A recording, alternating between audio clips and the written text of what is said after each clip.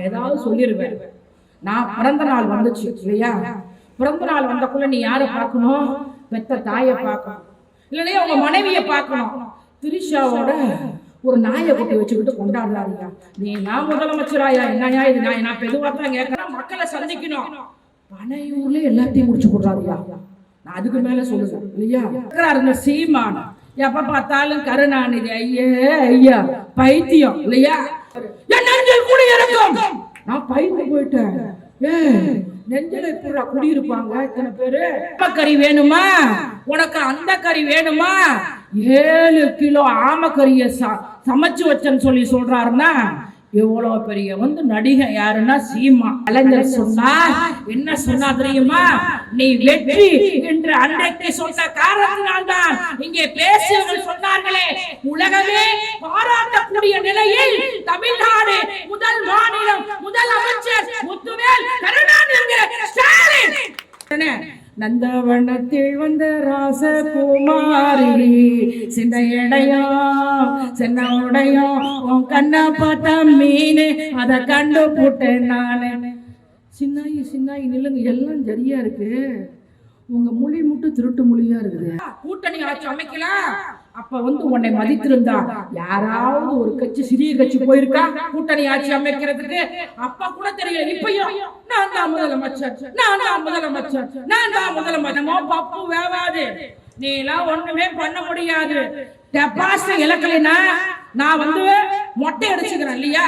பத்தா அதே வரிய போட்டு ஐயோ என்னை ஒழிச்சவங்களே யூடியூப் தான். இப்ப என்னத்தையாவது ஒழிக்கலாமா அப்படின்னு பார்க்க வந்திருக்காங்க பாரு. கரெக்டா அதோ இன்ன வரைக்கும் அமைதியா இருந்தாங்க.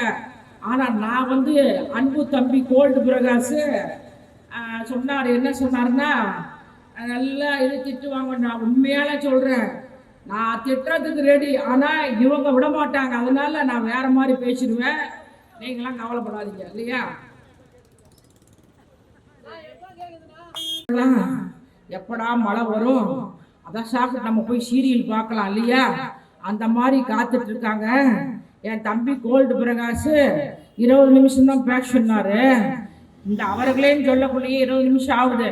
இது கலைஞருடைய பிறந்த நாள் கூட்டம். மாண்புமிகு அமைச்சர், தமிழ்நாட்டிலே எளிமையாக இருக்கக்கூடிய மாண்புமிகு அமைச்சர் நான், அதாவது எங்களையெல்லாம் இந்த பட்டி தொட்டியெல்லாம் அறிவித்து நான் இன்றைக்கு ஒரு பெரிய பேச்சாளராக இருக்கிறேன் என்று சொன்னால் அதற்கு காரணம் மாண்புமிகு அமைச்சர் அண்ணன் தாமு அன்பரசன் அவர்களை வணங்கி இல்லையா. இது தலைவர் கலைஞருடைய பிறந்த நாள் இல்லையா, 102வது பிறந்த நாள் விழா இல்லையா. தலைவர் கலைஞரை பத்தி பேசணும் இல்லைங்களா. தலைவர் கலைஞரை போல் ஒரு அறிவாளி இந்தியாவிலே யாருமே கிடையாது. தலைவர் கலைஞரை போல் ஒரு நகைச்சுவையாக யாரும் பேச முடியாது. ஒரு முறை அப்படிதான் ராமச்சந்திரா மருத்துவமனையிலே முதுகுவலி ஆபரேஷன் உங்களுக்கு தெரியும் தாய்மார்களே. ஒரு 10 மணிக்கு தண்ணி குடிக்க கூடாது. அதாவது 3 மணிக்கு ஆபரேஷன்னா 10 மணிக்கு தண்ணி குடிக்க கூடாது இல்லையா. கொஞ்ச நேரம் ஆகுது, தலைவர் கலைஞருக்கு தண்ணி தாங்க எடுக்குது. டாக்டர்கிட்ட கேட்கிறாரு தலைவர் கலைஞர், தண்ணி கொடுங்க. டாக்டர் என்ன நம்ம சொல்றாங்க, தண்ணி குடிக்க கூடாதுங்க ஐயா. இல்ல எனக்கு பசிக்கு, அதாவது தண்ணி தாங்க எடுக்குது, கொடுங்க. அவங்க என்ன பண்றாரோ ஒரு நரசு அனுப்பி வைக்கிறாராம். அந்த நரசு என்ன பண்றாங்களா, ஒரு டம்ளர் தண்ணியிலே காட்டன் பஞ்சிலே அப்படியே நனைத்து தலைவர் கலைஞர் இதில் வைக்கிறாராம். நம்மெல்லாம் ஆப்ரேஷன் ஐயோ ஐயோ அப்படின்னு நடிச்சிட்டு இருப்போம்.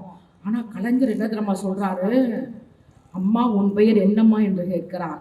அந்த பெண்மணி அவர்கள் சொல்கிறார், ஐயா என் பெயர் காவேரி என்று சொல்கிறார். அதற்கு தலைவர் கலைஞர்கள் சொல்கிறார், உன் பெயர் காவேரி என்று பெயர் வைத்த காரணத்திற்காக தான் எனக்கு தண்ணீர் கூட தர மறுக்கிறாயா. எப்படி ஒரு கலைஞர், தலைவர் கலைஞர் இல்லையா. அவரை போல ஒரு நகைச்சுவையாக பேச முடியாது. இன்றைக்கும் தலைவர் கலைஞருடைய குரலை கேட்கிறோம். தமிழர்களே தமிழர்களே, நீங்கள் என்னை கடலில் தூக்கி போட்டாலும் கட்டுமரமாகத்தான் மிதப்பேன். அதில் ஏறி நீங்கள் பயணம் செய்யலாம், கவிழ்ந்து விட மாட்டேன் என்று இன்றைக்கும் தலைவர் கலைஞருடைய குரலை கேட்கிறோம் இல்லையா. ஒரு முறை அதாவது யூடியூப் காரவங்க போத்து விட்டுருவாங்க, நான் பேர சொல்ல. ஒரு முறை தலைவர் கலைஞர் முதலமைச்சர், அதிமுக சட்டமன்ற உறுப்பினர் இல்லையா, இததான் க்ளோஸ் பண்ணி காமிப்பாங்க யூடியூப் காரவங்க. இப்ப திமுக அமைச்சர் அவர் என்ன பண்றாரு, சட்டமன்றத்துல கருணாநிதி அப்படின்னு சொல்றாரு இல்லையா. ஒரு முதலமைச்சர் நினைத்திருந்தால் என்னையா என் பேரையே அப்படி சொல்றீ அப்படின்னு திட்டிருப்பாரு. ஆனா தலைவர் கலைஞர் என்ன சொன்னார் தெரியுமா? மாண்புமிகு பேரவை தலைவர் அவர்களே, மாண்புமிகு உறுப்பினர் மாண்புமிகு உறுப்பினர் என்னை கருணாநிதி என்று சொன்ன உடனே எனக்கு துளி கூட வருத்தம் கிடையாது. ஏன் என்று சொன்னால், என்னுடைய தாய் தகப்பனார் என் பெயரை கூப்பிட வேண்டும் என்றுதான் என் பெயரை வைத்திருக்கிறார். ஏதோ பேரவை உறுப்பினர் என்னை கருணாநிதி என்று சொன்னவுடனே எங்களுடைய அமைச்சராக இருக்கக்கூடிய பொன்முடியவர்கள் ஜெயலலிதா என்று சொல்லக்கூடாது, சபை என்று சொன்னால் ஒரு மரபு இருக்கிறது. நான் என்றைக்காவது இந்த அம்மையார்களை பற்றி பேசுகின்ற போது ஜெயலலிதா என்று சொல்லியிருப்பேனா?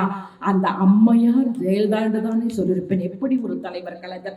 அன்றைக்கு அனைத்து சட்டமன்ற உறுப்பினர்களும் வேதனை அடைந்து இல்லையா, அன்னைக்கு திமுக சேர்ந்து இன்றைக்கு மகத்தான மாண்புமிகு அமைச்சராக இருக்கிறார் என்று சொன்னால் வரலாற்றை சொல்லிக் கொண்டே போகலாம். வாக்காள பெருங்குடி மக்களே, பெரியோர்களே, தாய்மார்களே, அதாவது இன்னைக்கெல்லாம் பெண்கள் இன்னைக்கு எல்லாம் பின்னாடி அமர்ந்திருக்கிறீங்க. முன்னெல்லாம் பாத்தீங்கன்னா இது சென்னை இல்லையா, ஒரு 2 வீடு இருந்துச்சுன்னா நம்ம அப்பா அம்மா என்ன பண்ணுவாங்க, நம்ம அண்ணன் தம்பிங்கள சொத்து இவ்வளவு கொடுக்கணும்ட்டு சீக்கிரம் வந்து கல்யாணம் பண்ணி வச்சிருவாங்க. ஒரு 4 பவுனை போட்டு கல்யாணம் பண்ணி வச்சிருவாங்க. அதுவும் நம்ம அண்ணன்மாரு வந்து முதல்லாம் தங்கச்சி சிவாஜில இல்லையா, மலர்ந்து மலராத பாதி மலர் போன வளரும் இலி வண்ணமே, எங்கள் நதியில் விளையாடி கொடியில் தலை சீவி நடந்த இளம் தென்றலே அப்படின்ற மாதிரி தங்கச்சின்னு உருவாங்க.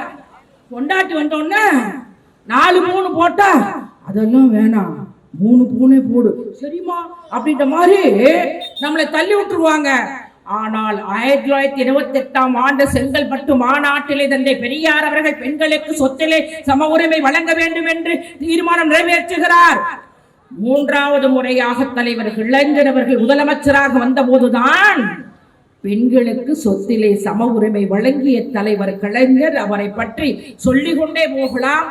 ஆனால் 20 நிமிடம் நான் எவ்வளோ சப்ஜெக்ட் இழுக்கணும் இல்லையா, அதனால வந்து தலைவர் கலைஞர் இன்றைக்கும் வாழ்கிறார் இல்லையா. அதாவது இன்றைக்கும் தலைப்பு செய்தி தலைவர் கலைஞர். ஒருத்தர் இருக்கிறார் இந்த சீமான், எப்ப பார்த்தாலும் கருணாநிதி ஐயா பைத்தியம் இல்லையா, அவரு மாதிரி ஒரு பைத்தியம் உலக வரலாற்றுல யாரும் கிடையாது. அப்படியே காமராஜ்னா காமராஜ் எங்க சித்தப்பா, காந்தியடிகள்னா காந்தியடிகள் எங்க பெரிய தாத்தா இல்லையா.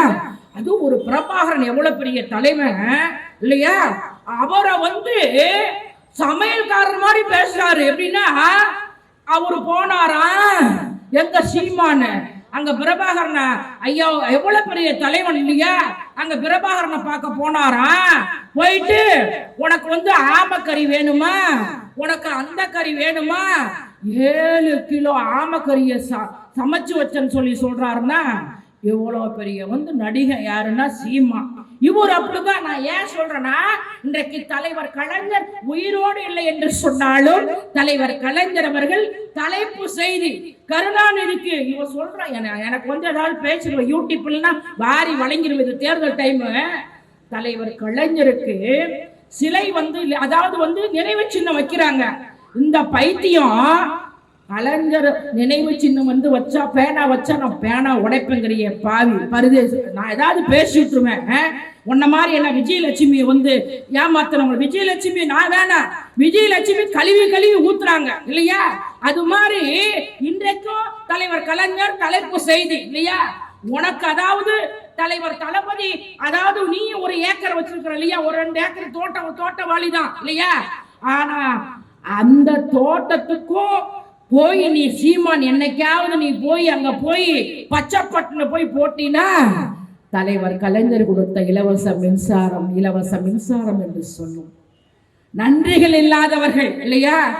அதோடு மட்டும் இல்லாமல் எடப்பாடி பழனிசாமி ஐயோ ஐயோ ஐயோ பாவம் இப்ப என்ன சொல்றாருன்னா எல்லாம் காப்பி அடிச்சிட்டாரு. நம்ம தளபதி எப்படி செஞ்சாரோ அது மாதிரியே செய்யறாரு இல்லையா. நம்ம தளபதி விடியும்பா எல்லோரும் நம்முடுன்ற மாதிரி மக்களை சந்திச்சாரு. ஏன் இன்னைக்கு முதலமைச்சரா இருக்கிறாருன்னு சொல்லிட்டு வீட்டுல இருக்கிறாரா? கிடையாது. என்றைக்கும் மக்களை சந்தித்து உங்களுக்கு எந்த ஒரு பிரச்சனையாக என்ன என்று கேட்கக்கூடியவர் முத்துவேல் கருணாநிதி என்கிற ஸ்டாலின் இல்லையா? என்ன சொல்றாருன்னா, மக்களே மீட்போமா இல்லையா, மக்களை காப்பாத்துவோமா. எடப்பாடி பழனிசாமி வாங்கச்சியே உன்னால காப்பாற்ற முடியல, அமித்ஷா காலை போய் கழுவி விடுற இல்லையா? அமித்ஷாவை போயிட்டு இது அமித்ஷா திமுகவா இல்லது அண்ணா திமுகவா இல்லது அடிமை திமுகவா இல்லையா? அமித்ஷா ஒண்ணு சொல்றாரு. என்ன சொல்றாரு? தமிழ்நாட்டுல பிஜேபி ஆட்சி அமைக்கும் இல்லையா? இவரு என்ன சொல்றாரு? எடப்பாடி பழனிசாமி அதாவது அதெல்லாம் கூட்டணியும் கிடையாது. அப்ப இப்பயே அண்டர்ஸ்டாண்டிங் இல்லையே. அப்ப தெரிஞ்சுக்குங்க, அதாவது சின்ன மாங்காய் பெரிய மாங்காய் கூட இன்னைக்கு சரியில்லை இல்லையா? ஆனா தலைவர் கலைஞர் அவர்களோடு இன்றைக்கு இணையாக தலைவர் தளபதி மு.க. ஸ்டாலின் ஒரு வீட்டுல அண்ணன் தம்பிங்க 4 பேர் கூட தண்டடிச்சுக்குவாங்க. ஏன்? எங்க வீட்டுல அக்கா தங்கச்சி 4 பேரு, நாங்க 2 பேர்த்துக்கிட்ட பேச மாட்டோம். ஆனால் ஒரு கூட்டணியை கிட்டத்தட்ட தொடர்ந்து அதாவது ஒரு அருமையாக வைத்திருக்கக்கூடிய இந்திய தலைவன் முத்துவேல் கருணாநிதி என்கிற ஸ்டாலின் இவரு சொல்றார் என்னன்னா, மக்களை மீட்டெடுப்பாராம். நான் தெரியாம கேட்கிறேன், உங்க ஆட்சியில தானே பாலி பலாத்காரம் எங்க?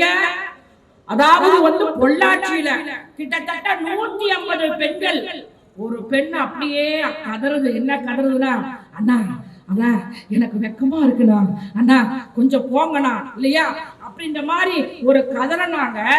சரி, அதுவும் பரவாயில்லை. துப்பாக்கி அதாவது தூத்துக்குடியில ஸ்டெர்லைட் ஆல அதாவது ஒரு 1000 பேர் போராடுறாங்க. அதுல 13 பேரை குருவி சுடுற மாதிரி சுட்டுக்கிட்டு எடப்பாடி பழனிசாமி கிட்ட போய் கேட்டா, இப்படி துப்பாக்கி சூடு நடந்திருக்கே தூத்துக்குடியில அப்படின்னா, இந்த எடப்பாடி பழனிசாமி சொல்றாரு, என்ன சொல்றாருன்னா, அப்படியா, ஆமா ஆமா நான் டிவியில பார்த்தேன், நீ எல்லாம் ஒரு முதலமைச்சரா இருந்திருக்கிற. எப்படி முதலமைச்சரான? மக்கள் ஓட்டு போட்டார்களா? 75 நாள் போய் கூவாத்தூர்ல போய் அதிமுக எம்எல்ஏ எல்லாம் அடக்கி வச்சு இல்லையா? அப்படிதானே நீ ஒரு முதலமைச்சரான? அதோ அதிமுக எம்எல்ஏ எல்லாம் போய் அங்க போய் 75 நாளா இருந்தாங்க. சரி, அதாவது சசிகலா கால்ல போயிட்டு ஏதோ ஒரு காலில் உழுவலாம். இப்ப முன்னால அண்ணன் கூட இருக்கிறாரு, காலில் உழுவலாம், என்ன வணக்கம்னா அப்படிங்களா. ஆனா அவர் என்ன பண்ணார் தெரியுமா? எடப்பாடி பழனிசாமி பூரா மாறி போய் விழுந்துட்டாரு. பக்கத்துல இருக்கிற திண்டுக்கல் சீனிவாசன் இவரு பாயிர பார்த்தா நம்ம காலை கீழே கடிச்சு விடுவார் போல இருக்க அப்படின்னு சொல்லிட்டு திண்டுக்கல் சீனிவாசன் காலை எடுத்துக்கிட்டாரு. நான் என்ன சொல்றேன்னா, ஒரு முதலமைச்சரா கொடுத்தது சசிகலா. ஆனா அங்க பெங்களூருக்கு போன பிறகு இல்லையா, நீ சசிகலாவை நீக்கிறனா, நீலாம் ஒரு நல்ல நீ தமிழ்நாட்டுல ஆட்சியை பிடிப்ப. ஏங்க இன்னைக்கு சொல்றேன், இன்னைக்கே நாங்க ஆரம்பிச்சிட்டோம். இன்னைக்கு பெண்கள் எல்லாம் சொல்லுகிறார்கள். என்ன சொல்கிறார் என்று சொன்னால், நிச்சயமாக அந்த 1000 ரூபாய் எனக்கு சுகர் மாத்திரைக்கு பயன்படுகிறது. நிச்சயமாக மாண்புமிகு முதலமைச்சர் மு.க. ஸ்டாலின் அவர்களுக்குத்தான் வாக்களிப்போம் என்று தாய்மார்கள் சொல்கிறார்கள். இன்னொரு பெண்மணி சொல்கிறார். என்ன சொல்றார் தெரியுமா? அம்மா, அதாவது எங்க பையன் ஒரு பெற்றிருக்கிறம்மா, எனக்கு உடம்பு சரியில்லை, ஒரு 50 ரூபா கொடுறா, போய் ஊசி போட்டு வரேன் அப்படின்னு சொல்லி கேட்டேன். அவன் சொன்னேன், வாமா நான் தரமாட்டேன் அப்படின்ற மாதிரி சொன்னான். ஆனா 10 நிமிஷம் கழிச்சு பார்த்தா டக்கு டக்கு டக்குன்னு மெசேஜ் வருது, மு.க. ஸ்டாலின் ஐயா 1000 ரூபா கொடுத்தாருமா, அதுல போய் நான் ஒரு ஊசி போட்டு வந்தேன். பெத்த மகன் எனக்கு சோறு போடலம்மா, பெக்காத மகன் மு.க. ஸ்டாலின் என்று சொல்லக்கூடிய ஒரு ஆட்சி, திராவிட மாடல் ஆட்சி, தலைவர் தளபதி மு.க. ஸ்டாலின் ஆட்சி. இப்படி சொல்லிக் கொண்டே போகலாம் தாய்மார்களே. அதாவது தாய்மார்களே, சொன்னதையும் செய்தவர் தலைவர் தளபதி மு.க. ஸ்டாலின், சொல்லாதையும் செய்தவர் தலைவர் தளபதி மு.க. ஸ்டாலின். கொரோனாவால் 20 மாத காலம் கண்ணீரோடும் செந்நீரோடும் வாழ்ந்தோம். ஆனால் ஹெச் ராஜா இருக்காருல்ல, இது கட்டஞ்சரியில நீ முதலமைச்சரா வர முடியாதுன்னாரு. ஆனா முதலமைச்சராக பொறுப்பேற்று வெளியே வருகின்ற போது பத்திரிகையாளர்கள் கேட்கிறார்கள், ஏங்க எவ்வளவு பேர் கட்டஞ்சரியில்லைன்னாங்க, ஆனா இன்னைக்கு முதலமைச்சரா வந்திருக்கிறீங்க, உங்களுடைய முகத்துல சோகமாக இருக்கிறது அப்படின்னு கேட்டா, அதற்கு மாண்புமிகு தமிழ்நாடு முதல்வர் சொல்கிறார், உண்மைதாங்க சோகமா தான் இருக்கேன். ஏன்னா ஒரு நாளைக்கு 57,000 பேர் கொரோனாவால் பாதிக்கப்பட்டு வந்து கொண்டிருக்கிறார்கள். நான் 6 மாதத்தில் தமிழ்நாட்டு மக்களை காப்பாற்றுவேன், கொரோனாவிலிருந்து விடுபடுவேன், அப்போதுதான் நிம்மதி என்று சொன்ன ஒரு முதலமைச்சர் எங்கேயாவது நாம் பார்த்திருக்க முடியுமா? சொன்னார்கள் தாய்மார்களே, ஒரு ஜெயலலிதா ஆட்சியில கூட பெண்களுக்கு எந்த ஒரு திட்டமும் செய்யல. அதாவது ஜெயலலிதா ஆட்சியில எடப்பாடி பழனிசாமி ஆட்சியில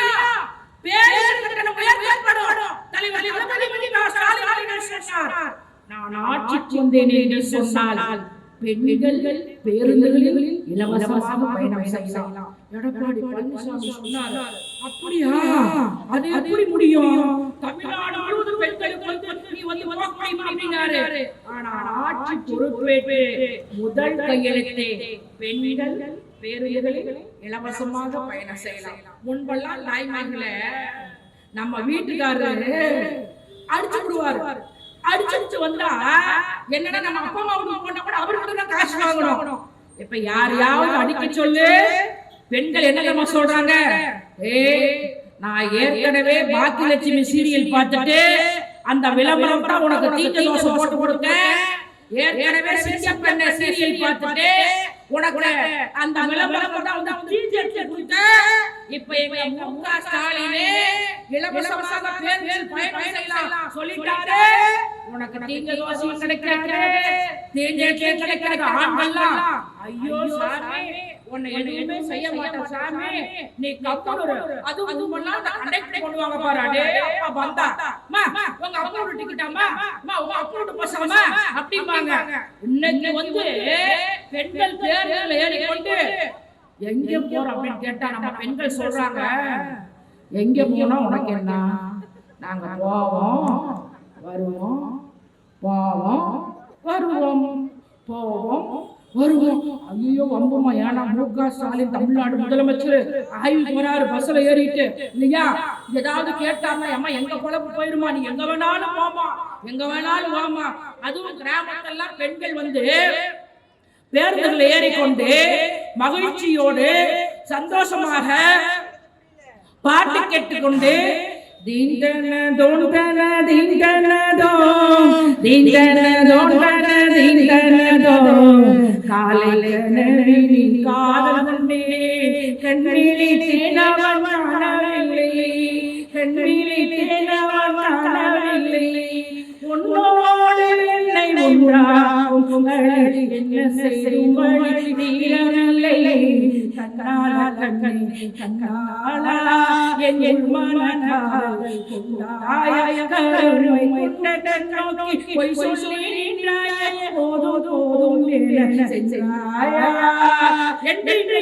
பெண்கள் தலைவர் தளபதி மு.க. ஸ்டாலின் ஆட்சியிலே சந்தோஷமாக இருக்கக்கூடிய ஒரு ஆட்சி திராவிட மாடல் ஆட்சி. ஆனா சில பேரு ஐயோ ஐயோ நான் தான் முதலமைச்சர், நான் தான் முதலமைச்சர், என் நாட்டுக்காக போராடினீர்களா? இல்ல 20 மாசம் கொரோனா வந்துச்சு, கோல்டு பிரகாஷ் அண்ணன் உணவெல்லாம் போய் தெருவா போய் அரிசி பருப்பு கொடுத்தாங்களே, நீ அரிசி பருப்பு கொடுத்தியா?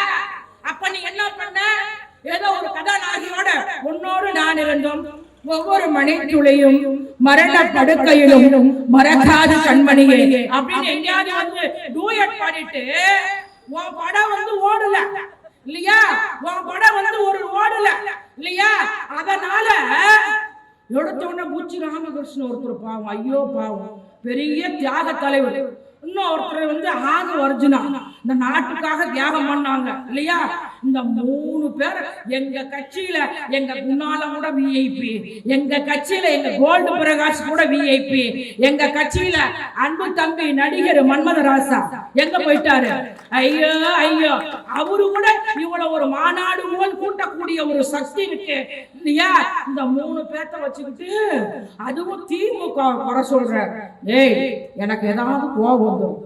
திராவிட முன்னேற்ற கழகத்தை குறை சொல்வதற்கு உனக்கு அருகதை கிடையாது. ஒரு மாநாடு போட்டா ஒரு வருஷம் கூட இல்ல, மாநாடு போட்டா என்ன பண்ணுவாங்க? நாங்கெல்லாம் எத்தனை மாநாடு நாங்கெல்லாம் போயிருக்கோம். ஓல்டு பிரகாசம் கலைஞர் வாழ்க, கலைஞர் வாழ்க அப்படின்னு கத்திட்டு இருப்பாருப்பா நல்ல மனிதர் இல்லையா? தீர்மானங்களை நிறைவேற்ற வேண்டும் இல்லையா?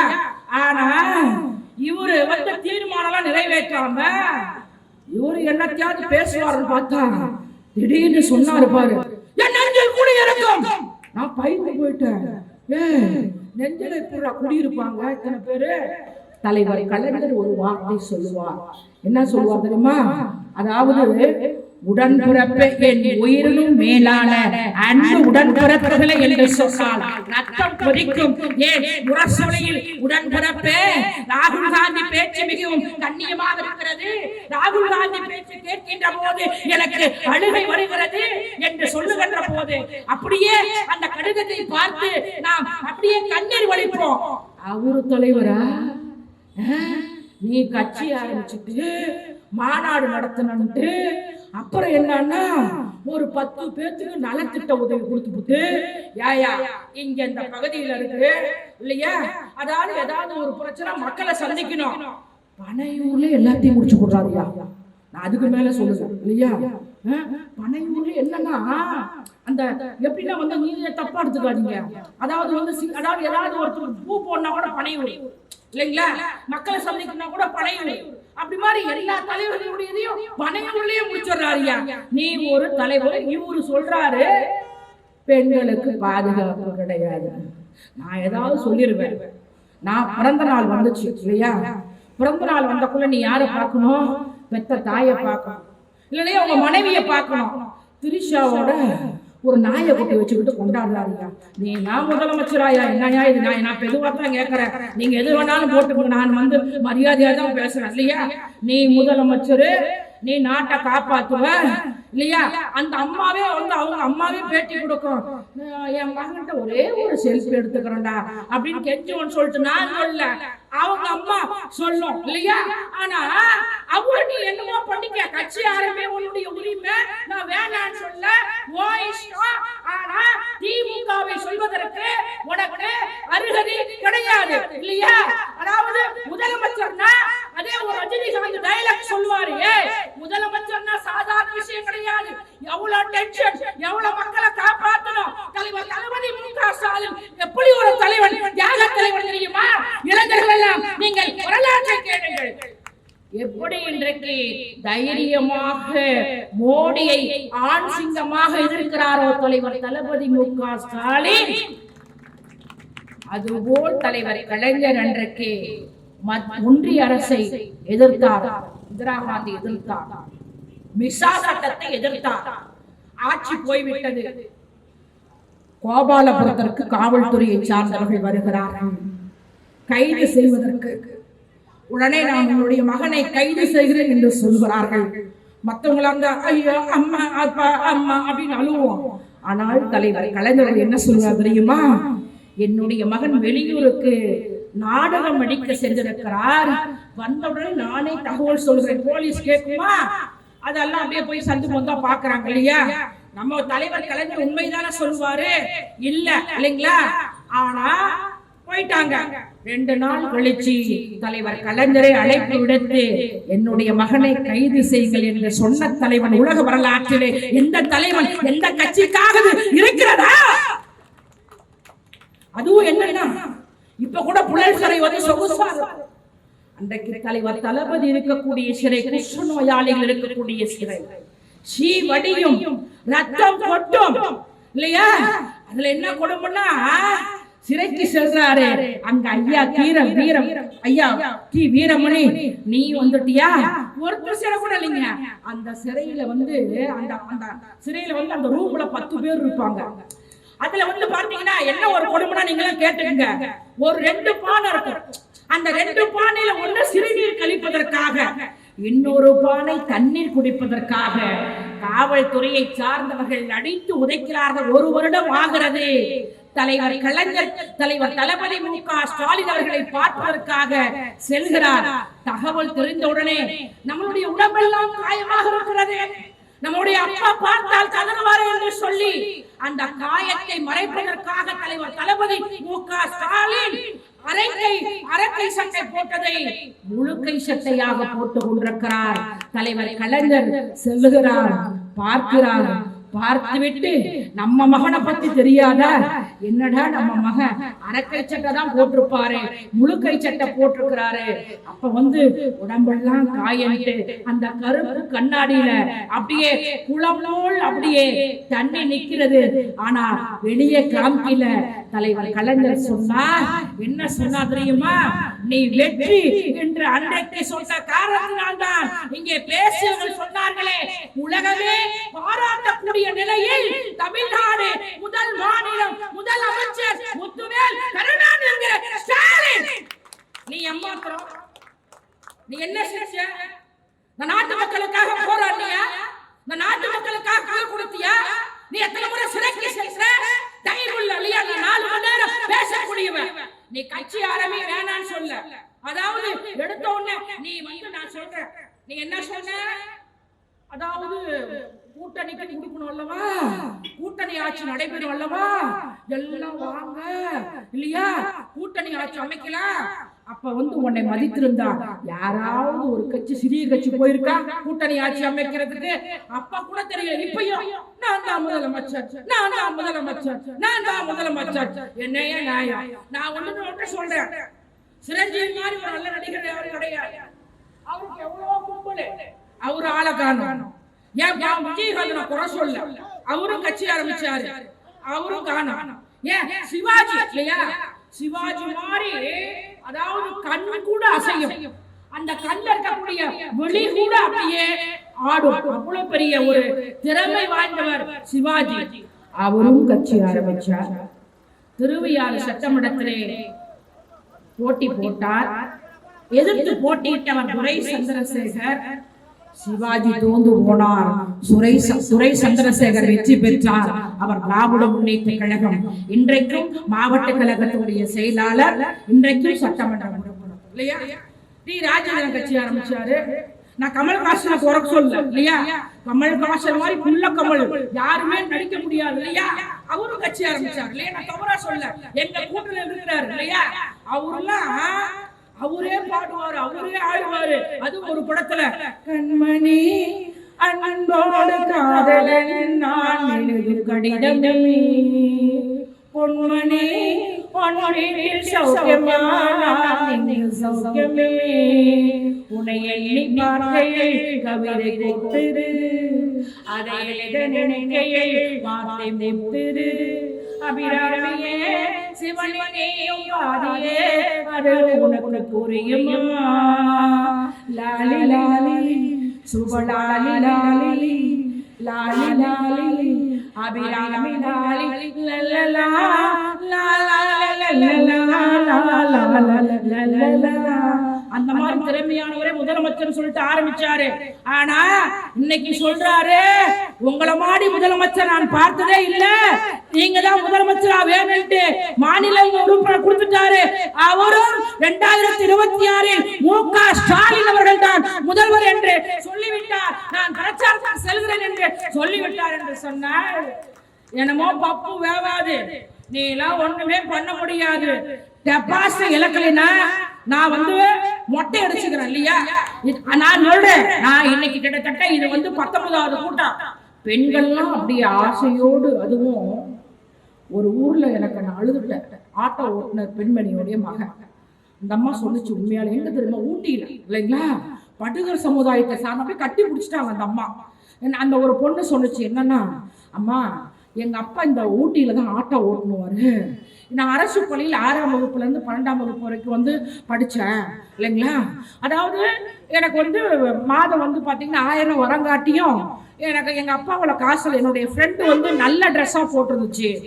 என்னால் நல்ல ட்ரெஸ்ஸை கூட வழி இல்லை. ஆனால் எனக்கு பார்த்தீங்கன்னா மாதம் 1000 ரூபாய் வருது, அந்த பணத்தில் 4 நல்ல ட்ரெஸ் போடுறேன்னா அப்பா, அந்த பொண்ணு சொல்லுது, அப்பா மு.க. ஸ்டாலின் போல் ஒரு முதலமைச்சரை நான் யாரும் பார்க்க முடியாது. இப்படி சொல்லிக் கொண்டே போகலாம். இன்னுயிர் காக்கும் 48 இப்படி சொல்லிக்கொண்டே போகலாம். ஆக அன்பு வாக்காளர் பெருங்குடி மக்களே, ஒன்னும் பண்ண முடியாது. ஏன்னா ஒரு கூட்டணியும் சரியில்லை.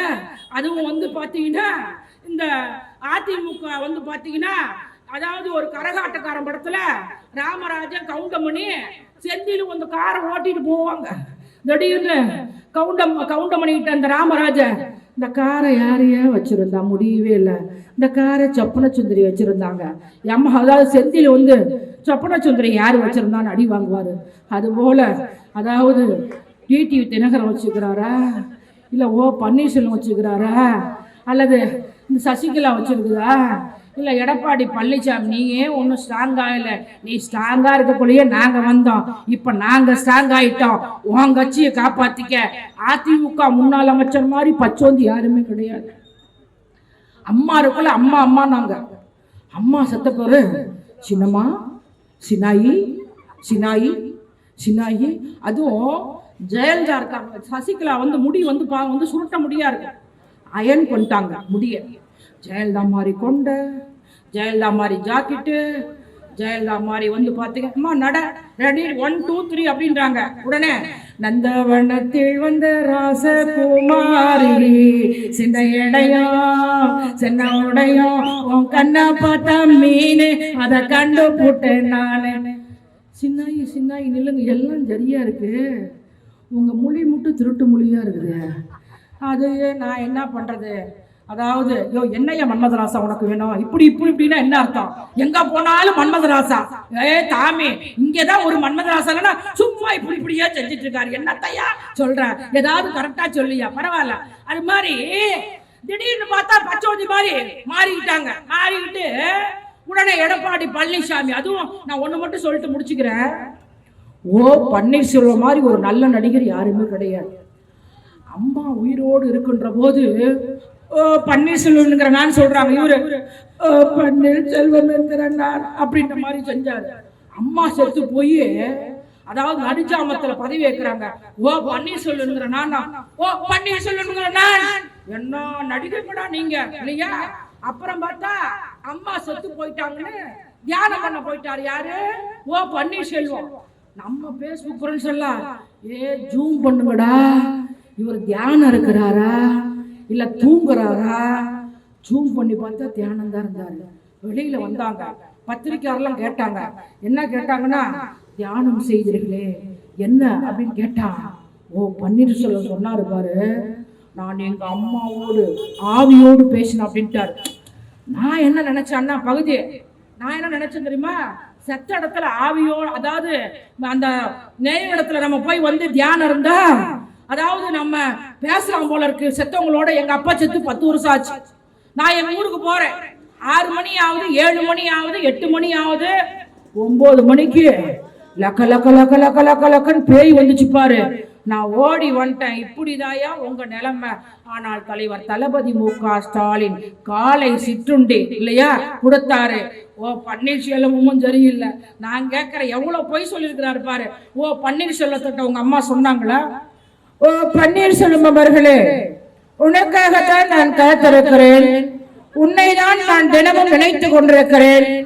பன்னீர்செல்வம் அவர்களே, ஓடோடி வாருங்கள், நானும் வருகிறேன் என்று சொன்னார்களா? ஏன்னா இப்படி ஒரு பொய் திமுக அமைச்சர்களா இன்னைக்கு ஸ்ட்ராங்கா, அண்ணன் மாசுவா இருந்தாலும் சரி, அண்ணன் தாமோ அன்பரசனாக இருந்தாலும் சரி, இன்னைக்கு தெருத்தருவா இன்னைக்கு மக்களுடைய அதாவது இன்னைக்கு பாத்தீங்கன்னா அதாவது ஓரணியில் ஒன்றடைவோம். என்ன சொல்லிருக்காரு தளபதி? வீடு வீடா போங்க, அவங்களை கேளுங்க, ஒரு பிரச்சனை என்னன்னு கேளுங்க, செய்யுங்க என்று இன்றைக்கே துரத்துவிட்ட உலக நாயகன், உலகத்திலே இந்தியாவிலே ஒரே முதலமைச்சர் முத்துவேல் கருணாநிதி என்கிற ஸ்டாலின் வருகின்ற சட்டமன்ற தேர்தல் வெற்றி பெறுவது அவர் 200 234 திமுக தான். ஏன்னா ஸ்ட்ராங்கா இருக்கக்கூடிய கட்சி திமுக. வருகின்ற சட்டமன்ற தேர்தலில் உங்களுடைய பொன்னான வாக்குகளை, உயிரின மேலான வாக்குகளை உதயசூரியன் சின்னத்திலே வாக்களித்து எங்களை மீண்டும் தலைவர் தளபதி மு.க. ஸ்டாலின் அவர்கள் முதல்வர் இன்னும் மக்களுக்கு செய்வார் என்று சொல்லி இந்த யூடியூப் காரங்களாம் என்னத்தையாவது மாத்தி கீத்தி போட்டுறாதீங்க இல்லையா?